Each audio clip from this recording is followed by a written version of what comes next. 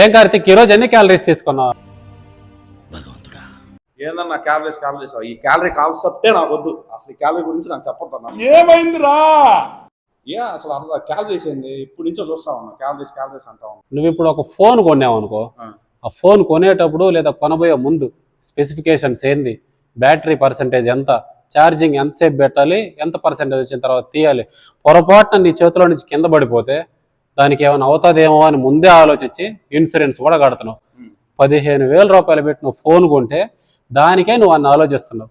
అలాంటిది నువ్వు నీ లైఫ్లో హెల్దీగా ఫిట్గా ఉండాలంటే అసలు ఏం తినాలి, ఎంత తినాలి, ఎలాంటి లైఫ్ స్టైల్ మెయింటైన్ చేయాలి అని ఏ రోజైనా నిన్ను క్వశ్చన్ చేసుకున్నావా?